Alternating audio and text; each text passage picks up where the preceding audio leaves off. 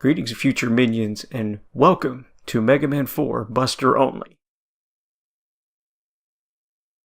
As you see here, this is the first Mega Man game that had a proper cutscene intro sequence apart from the Mega Man 2 skyscraper scene.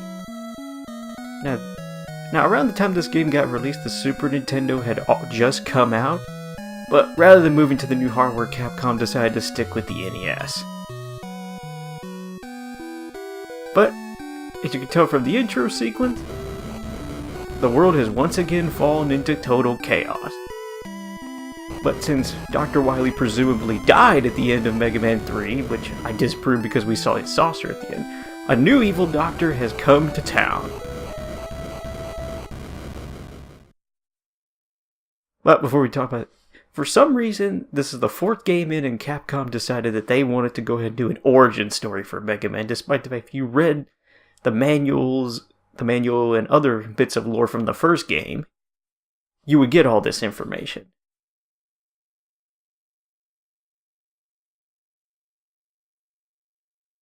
But even though, for NES, this cutscene quality is pretty high.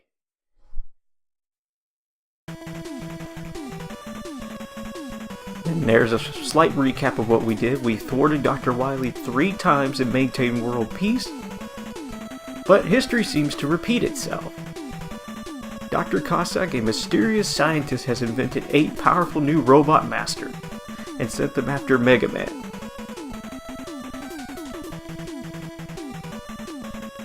But as you can see that this time we are equipped with a new powerful Mega Buster.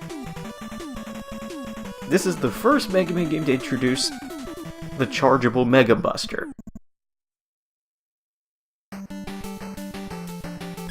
And here's our new 8 Robot Master. We have Ring Man, Dive Man, Skull Man, Bright Man, Dust Man, Drill Man, Pharaoh Man, Toad Man.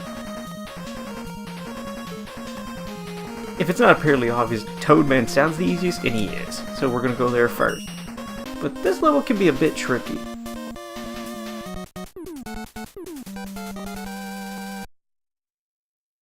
Because it's a raining stage. So there's a little bit of slipperiness and there's a bit of wind going on while you're jumping, so you get pushed back.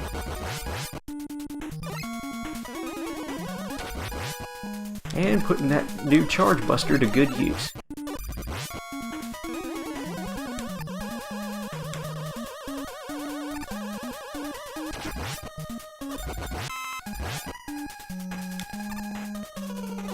Be very careful here. If you get pushed back too much while you're jumping, you're going to fall to your death.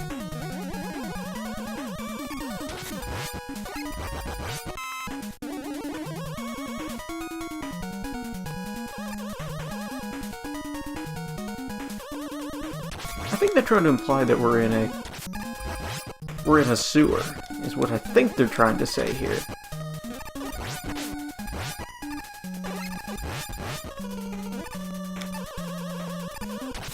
Actually, it kind of looks like a storm sewer, honestly.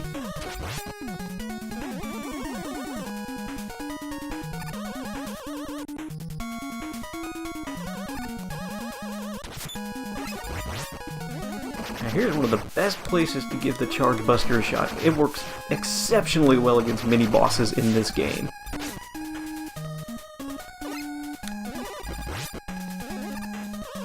But it's always good to supplement the charge shot with a couple of extra little lemons.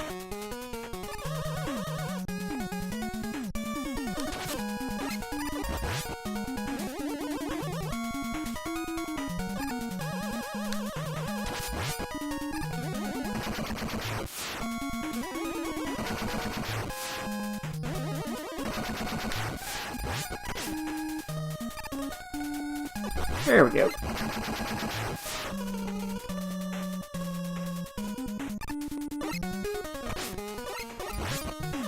And much like Gemini Man stage from Mega Man 3, if you had the Rush Marine, this part would be really simple.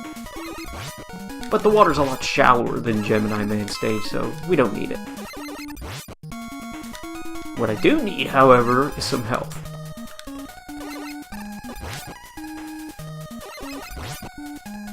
Wow, did I really just slide away from health?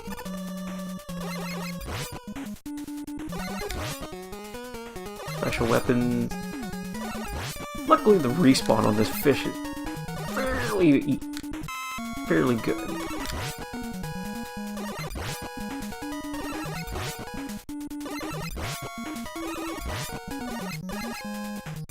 Come on.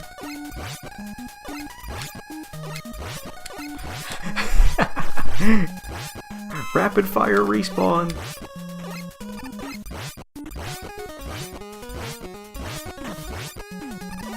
There we go, much better.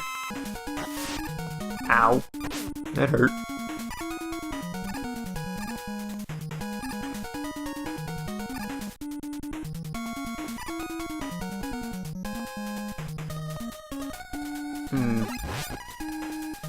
I don't have a lot of faith in making that jump. Oh, made it.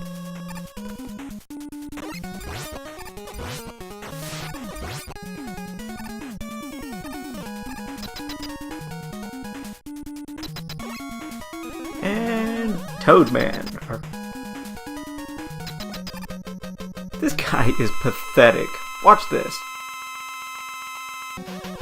Look, every time you hit him, he staggers. And he's just gonna let us keep shooting it.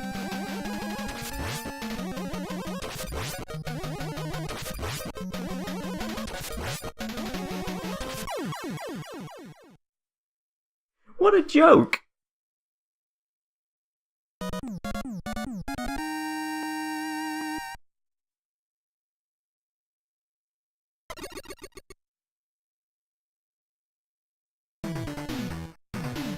And we get the Rain Flush,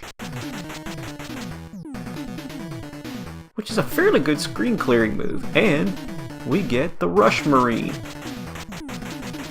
which unfortunately doesn't have any required use.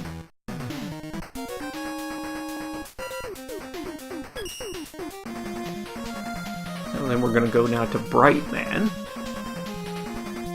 which I've for a while tried to figure out, how does the Rain Flush hurt Brightman? I mean, are they trying to imply that, like, rain equals thunderstorm, which then lightning blows a light bulb on his head?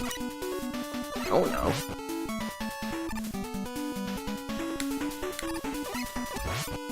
It's kind of a stretch if you ask me. Not to mention, you'd think that Dr. Cossack would have waterproofed Brightman so that some rain wouldn't hurt him.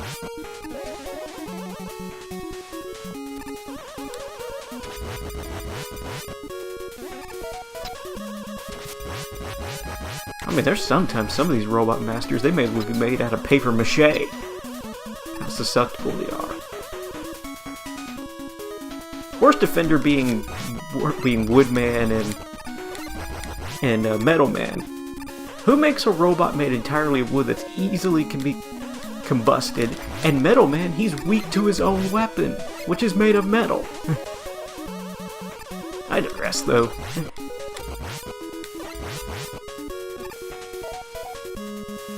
Alright, we're going to take a detour downward because there is an E-tank down here. And it can be gotten with just regular jumps.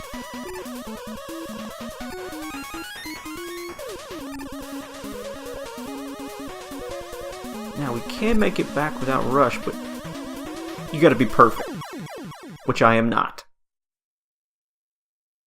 But I have the E-tank, that's what matters.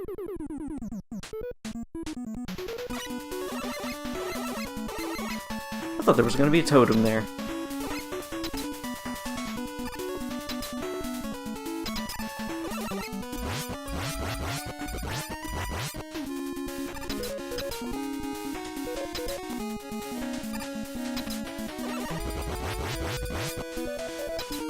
Thank you, grasshopper buddies.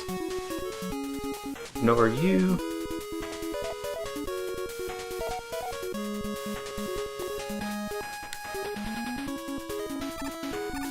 Ooh, do not hit that. I don't want to be... Don't need the room to be filled with darkness while I'm trying to do this. Wow, that was an astronomically bad jump. I deserve that.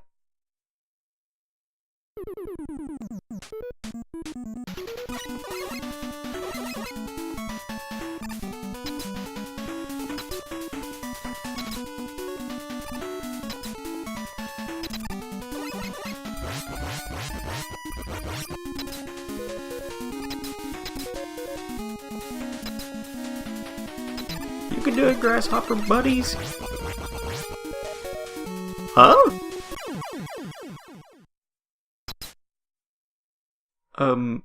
Okay. I'm not exactly sure what happened to my jump there, but okay.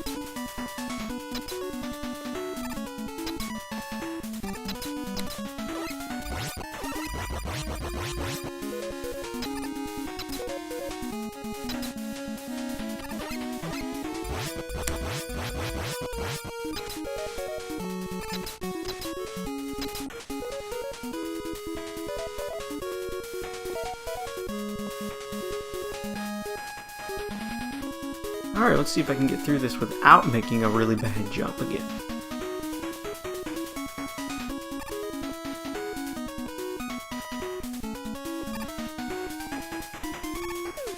Much better.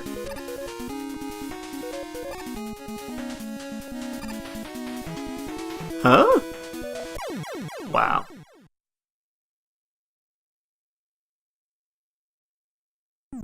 Game over on the second stage.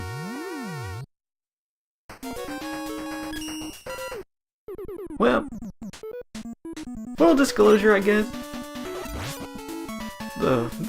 These playthroughs for Mega Man 4, 5, and 6 may be painful to watch.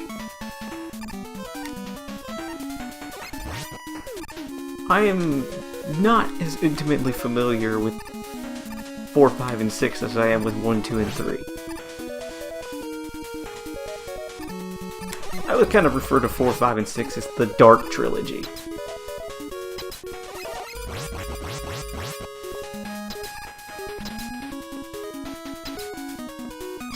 I call it the Dark Trilogy because it's kind of like Mega Man Classic kind of went through like a bit of a dark age when it refused to move on to the Super Nintendo. Granted, they did try to put in some good effort on this game, but 5 and 6 I think started to demonstrate a little bit of complacency on their part. Alright, skip the E-Tank. I know it's respawned down there, but I'm not gonna go get it. I don't need it.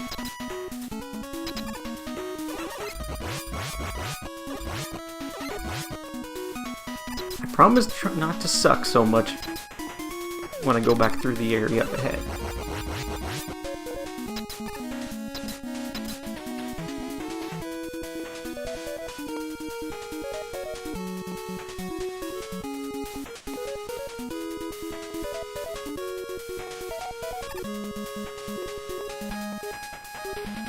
Wait for these bullets to go off screen.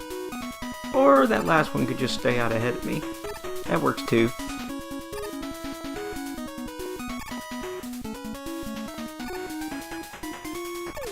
Ooh, that was a little too close for my liking.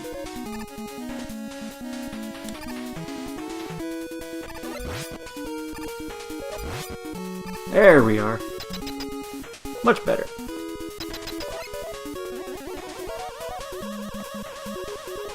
Okay, Brightman has a time-stopping attack, but it's based on how much health he has left.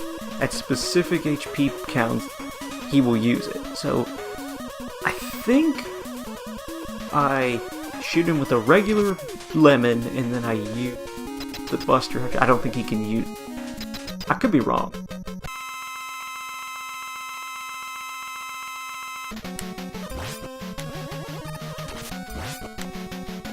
I think they designed him so that if you just only shot him with the Charge Buster, you get penalized.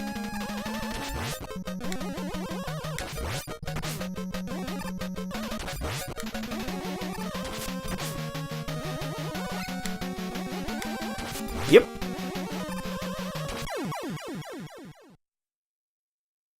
And I only know that because I watched one of the GDQ runs of this game and it was mentioned by the runner.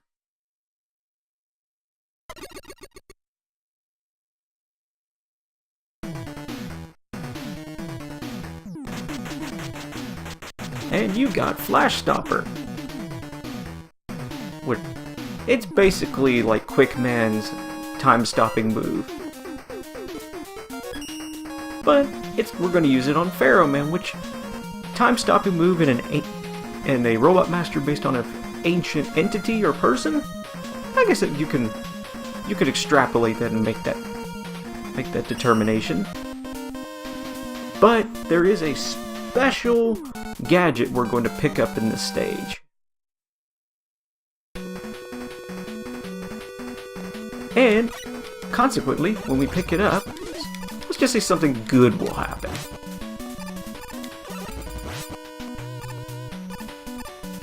Something that will help.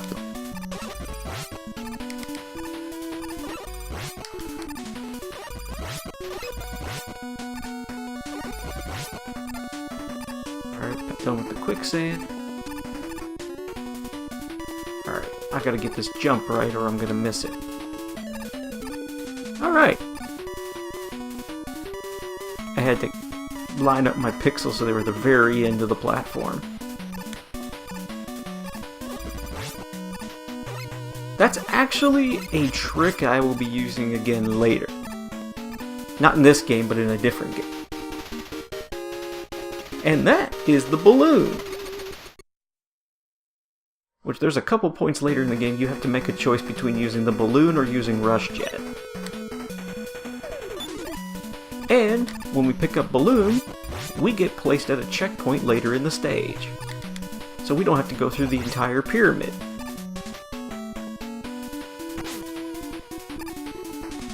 Which is most excellent.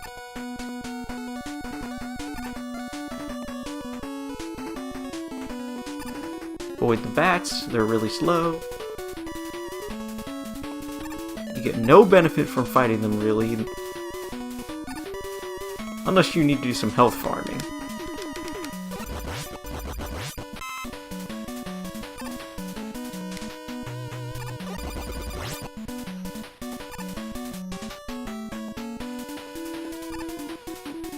I'm really glad this game doesn't have Mega Man 1 or 2 physics, because drops in those games go really fast. Alright, here's Pharaoh Man. Now, what we're going to want him to do is we want to try and trick him into using Pharaoh Shot. Like that, and keep him doing it.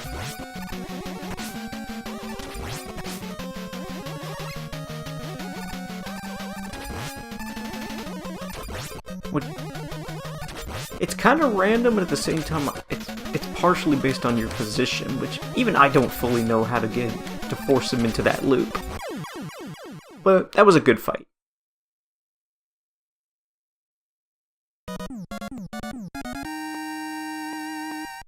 And for beating him, we get his Pharaoh Shot. That charge shot he was just using on us, we get to use it now. And we actually will need it for later in the game.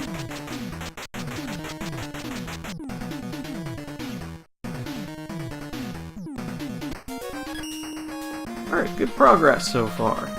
So then you're supposed to use Pharaoh Shot on Ringman.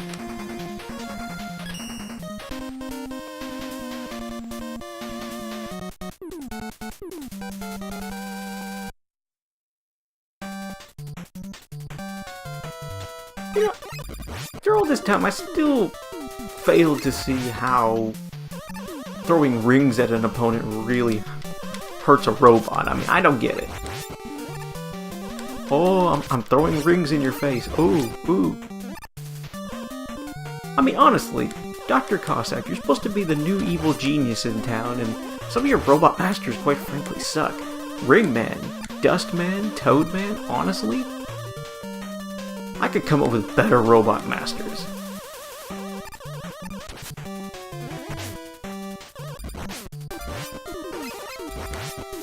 I mean, hell, even Brightman is a giant light bulb. Essentially.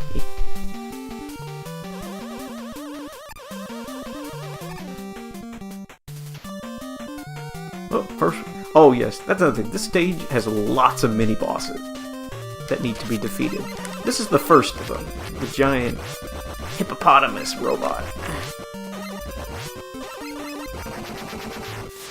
which is a joke.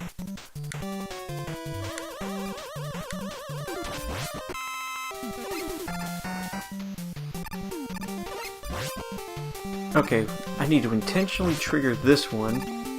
There we go.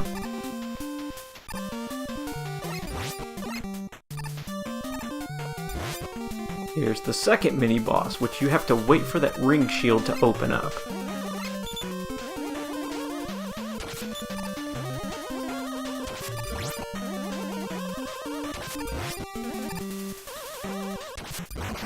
Yeah, you kind of have to just... You kind of guess when he's going to open. Which leads into another hippo fight.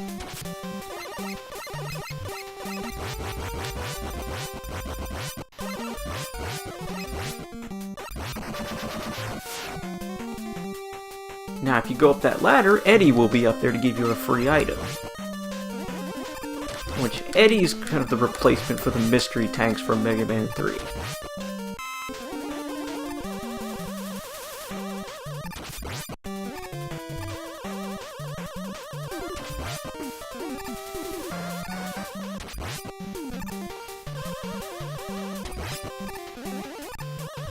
Traverse this very carefully. Ooh! I wasn't sure that was going to be a good jump or not. Oop, go this way.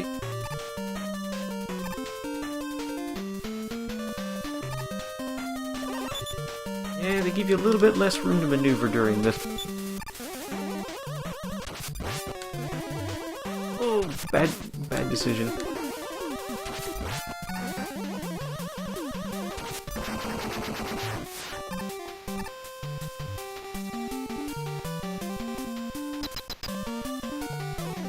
Now, Ringman has a set pattern that he uses, so I just gotta focus. I think it's, he throws 2 rings, then he charges it. Yeah, he throws one, jumps, throws another, and then comes dashing when he hits the ground.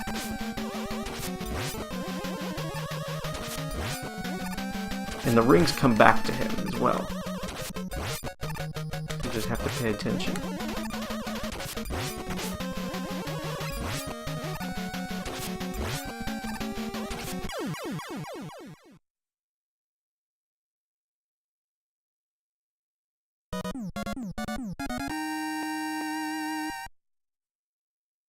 And, predictably, you get his rings to throw as the weapon.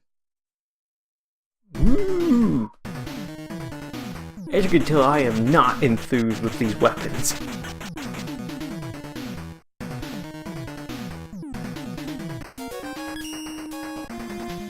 Alright, that's half the Robot Masters down. And I think that's a good place to end off this episode, so... Thank you so much for watching, and I'll catch you next time.